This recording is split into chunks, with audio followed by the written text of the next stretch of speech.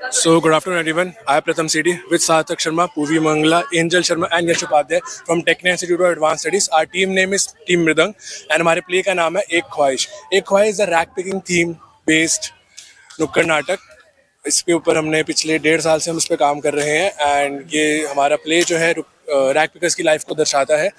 उनके day to day जो struggles होते हैं वो बताता है और इनकी लाइफ किस तरीके से बेटर हो सकती है. हम वो एक ओपन एंडेड सोल्यूशन के साथ अपना प्ले प्रेजेंट करते हैं. सार्थक. डिस्प्ले में हमने दिखाया कि क्यों इनके काम को काम नहीं समझा जाता. ये भी काम करते हैं सभी लोगों की तरह. इनके काम में गंदगी है पर ये भी एक काम है, तो इसको हमने दर्शाया है कि इस काम को दिखा सकें अपने प्ले के, है ना.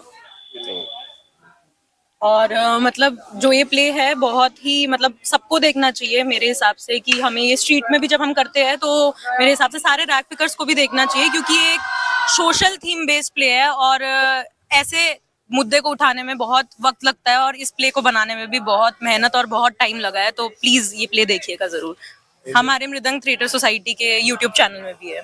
जब हम इस प्ले की मेकिंग पे काम कर रहे थे तब हम लोगों ने सीलमपुर जाके भी एक्सप्लोर किया था एंड बाईपास करनाल के पास जो है पूरा डंप यार्ड, हमने वहाँ पे भी जाके बात करी थी उनसे. और उनसे जाके हमें ये पता चला हमारे प्ले में आज के डेट में जो फैक्ट्स सारे प्रेजेंटेड है ये सारे ऑन ग्राउंड रिसर्च बेसिस पे ही है कि कैसे इनका पर डे इनकम जो थी वो 500 to 600 से सीधा 100 and 200 पे आ चुकी है एंड कितनी इनको एक वो फेस करनी पड़ती है, डिस्क्रिमिनेशन फेस करना पड़ता है, क्योंकि रिसाइकल प्रोडक्ट्स को गवर्नमेंट सपोर्ट पूरा करती है बट जो एक बेस है उस बेस की कोई वैल्यू नहीं करता. एक छोटे लेवल पे जो मिलना चाहिए, जैसे हम कहते हैं कि हम सामान बेचते हैं, तो जैसे ये भी रोज सामान बेचते हैं, तो मगर उनको उतने पैसे नहीं दिए जाते, उतनी इज्जत नहीं मिली जाती. और इस काम में जैसे कि गंदगी है तो थोड़ा इन्हें अलग भी करा जाता है. तो हमने ये जब बातचीत कर रहे थे तो पता चला कि इस काम में पैसे बहुत कम है मगर मेहनत पूरे दिन की है, पूरे साल भर ये करते हैं काम. तो ये ग्राउंड लेवल पे हमने ये चीज़ हमें पता लगी, तो हमने फैक्ट्स में दिखाया है. हमने अपने पूरी जो हमारे बैनर्स हैं उसमें दर्शाया है कि क्या क्या चीज़ें हैं, क्या क्या नंबर्स हैं जो आ रहे हैं. 50 लाख लोग ऐसे मतलब हो रहा है ये चीज़. तो ये और अकॉर्डिंग इनकी जो भी मेडिकल जो रहती है इनकी फैसिलिटीज़, क्योंकि मिलती कुछ नहीं है, तो एक एवरेज लाइक रैक पिकर की जो लाइफ स्पैन है according to Google that is 55 only, 50 max. क्योंकि इनका काम में इतनी गंदगी है, वो लोग इतनी चीज़ों से जूझते हैं कि इनका लाइफ स्पैन अगर है नहीं, अगर कोई इंसान की लंबी उम्र लिखी है वो लंबा नहीं जी सकता. So that's it from our and. और एक और चीज है जो मतलब हमने एक ब्लाइंड पर्सन डाला है इस प्ले में, और बहुत लोगों को ऐसा लगता है कि एक ब्लाइंड पर्सन कैसे रैक पिकर हो सकता है. तो इस बात पे मैं कहना चाहूंगी कि क्यों नहीं हो सकता, क्योंकि जब हम रैक पिकर्स को देखते हैं, हम घर का कांच जो होता है हम ऐसे ही डाल देते हैं, हम अलग से भी उसको सेपरेट करके नहीं डालते. और अगर उसको कूड़े में ऐसे ही डाल देते हैं, वो तो अपना हाथ ऐसे ही डालते हैं ना, उनका हाथ कट सकता है, उनकी आंख में कांच घुस सकती है, कुछ भी हो सकता है. तो एक ब्लाइंड पर्सन को उस तरीके से डिपिक्ट किया हमारे प्ले में कि रैक पिकिंग में आपका हाथ नहीं हो सकता, आपका पैर नहीं हो सकता, आपको दिखाई नहीं दे सकता, पर उसको डिसेबिलिटी को हम दर्शाते हैं क्योंकि वो बॉर्न ही या तो ब्लाइंड हुआ है या फिर वो रैक पिकिंग करते करते ब्लाइंड हुआ है. तो ये बहुत एक माइनर चीज है. जो ब्लाइंड है ना वो पर्सन है, वो दिखा रहा है कि कितने चैलेंजेस हैं उसकी जिंदगी में, कितनी चीजों से जूझ रहा है कि देख भी नहीं पा रहा है तब भी काम कर रहा है. तो ये खूबसूरती हमारे प्ले की जो दिखाती है कि रैक पिकर्स कैसे कैसे चीजों से जूझते हैं. उनके हालात चाहे कुछ भी हो पर वो काम करते हैं. अपने लेवल पे यही कोशिश होती है. जैसे सोसाइटीज में हम रहते हैं तो रैक पिकर्स आते हैं, तो उनको हर ओकेजनली और वैसे भी अगर उनको कुछ एक्स्ट्रा हम कुछ काम करवा रहे हैं तो उसके लिए पे करते हैं एंड मिठाई वगैरह देते हैं. एंड कोई भी नेसेसिटीज होती है, जो घर के कपड़े होते हैं जो हमें नहीं यूज में होते, तो वो भी हम उनको ही देते हैं, क्योंकि एक रजाई, एक चद्दर, जो चीजें जो नेसेसिटी होती है, जैसे अगर कोई घर का राशन हो, वो सब भी देते हैं. तो वो अपने एंड से हम उतना ही कर पाते हैं तो उतना ही करते हैं. इतने हम स्टूडेंट्स हैं, हम अपने हिसाब से इतना कर सकते हैं, हम उतना कोशिश करते हैं कि करें. इनके लिए एज सच गवर्नमेंट की कोई हेल्पलाइन नहीं है, क्योंकि हमारी एक नरेशन भी है कि गवर्नमेंट कहती है कि इनको तो हम इंसान भी नहीं सकते और इनको कुछ करने भी नहीं देंगे. तो गवर्नमेंट उस बेस की रिस्पेक्ट ही नहीं करती है कि जो आज की डेट में अगर गवर्नमेंट रिसाइकलेबल प्रोडक्ट्स यूज़ कर रही है तो वो कहाँ से आ रहे हैं उनके पास, इन सेग्रीगेटर्स के थ्रू ही आ रहे हैं. तो उनकी कोई रिस्पेक्ट नहीं करता.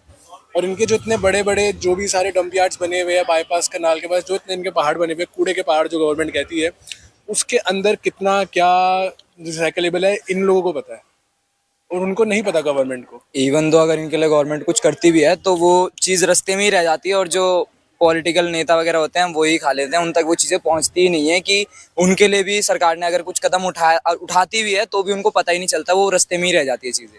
पर इनके लिए मतलब एक चीज है जो गवर्नमेंट करती है, वो लाइक गवर्नमेंट हॉस्पिटल्स होते हैं एंड एनजीओज भी होते हैं कि किस तरीके से जो रैक पिकर्स होते हैं उनकी फैमिली होती है, उनको कुछ मेडिकल इशू होते हैं क्योंकि वो गंदगी में काम करते हैं, तो उनको बहुत सारे मेडिकल इश्यूज हो सकते हैं, तो उस पे गवर्नमेंट हॉस्पिटल्स भी होते हैं, बट उनसे भी बहुत फॉर्मेलिटीज करवाई जाती है कि ये भर के लाओ, ये करो, वो करो, तो उसमें भी उनको दिक्कत आती है, बट स्टिल एक गवर्नमेंट का वो फैक्टर आ जाता है। एंड वन थिंग रिसर्च कर रहे थे ना प्ले की, तो हमें पता चला था कि 2016 में गवर्नमेंट ने ट्रैक पिकिंग को बैन कर दिया था।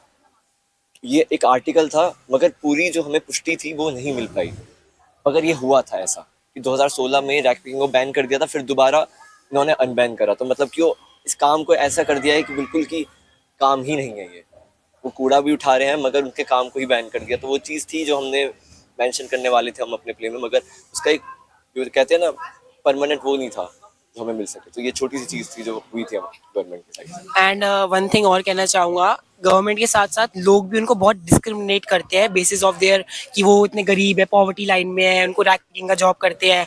सो ये चीज़ भी बहुत ज़्यादा होती है। जैसे फॉर एग्जांपल अगर कोई रैक पिकर आएगा कुछ उस टाइप के पॉश एरियाज में, लोग कितने ज़्यादा डिस्क्रिमिनेट करने लग जाएंगे, इतना बोलने के कहाँ से आ गए, तमीज़ नहीं है वगैरह वगैरह, even though they are human और वो अपनी सिर्फ सर्वाइवल के लिए कर रहे हैं। सो दिस इज एक ये चीज़ भी बहुत इंपॉर्टेंट रोल प्ले करती है हमारी प्ले में, उसको भी दिखाना एंड लोगों को समझाना इस बारे में कि they are also humans and they also उनको भी सेम इक्वल अपॉर्चुनिटी, ट्रीट करा जाए यस उनको भी कि मतलब बराबर ट्रीटमेंट है, अछूत ना समझे एक तरीके से। इनफैक्ट कोविड-19 जब हुआ था, लॉकडाउन हुआ था, तब भी मतलब मैंने खुद से देखा था कि किस तरीके से एक रैक पिकर था जो हमारे घर पे रोज आते थे एंड वो उनके पास खाने के लिए कुछ था नहीं एंड वो सीढ़ियों में जो कचरा था उसको उठा के कलेक्ट करके उसमें से निकाल के कि लाइक केले के छिलके हो गए या कुछ कुछ भी खाने का जो वेस्ट में गया हमारी तरफ से या कोई भी लोग है तो उनकी तरफ से गया तो वो भी उठा के खाना, तो वो देखकर ना ऐसा लगता है कि यार क्या लाइफ है, मतलब हमारे पास तो इतना है फिर भी हम कुछ करते नहीं, हम उनको ऐसे करते हैं कि यार एटलीस्ट हम उसे प्रोवाइड कर सकते हैं कि हाइजीनिक खाना, कि यार पानी अगर वो आते हैं, मतलब मेरा एक रिक्वेस्ट है पर्सनल कि अगर आपके घर के बाहर कोई रैक पिकिंग कोई उठाने आता है आपका कचरा तो उनको एटलीस्ट पानी के लिए पूछिए, एटलीस्ट उनको कुछ अगर घर पे कुछ खाने के लिए जो आप नहीं खाते या जो आप भी खाते हैं वो भी दे दीजिए, क्योंकि at the end they are also humans and अगर उनको भी आप अपनी तरह ट्रीट करोगे तो शायद वो आगे बढ़ पाए। Thank you. Thank you.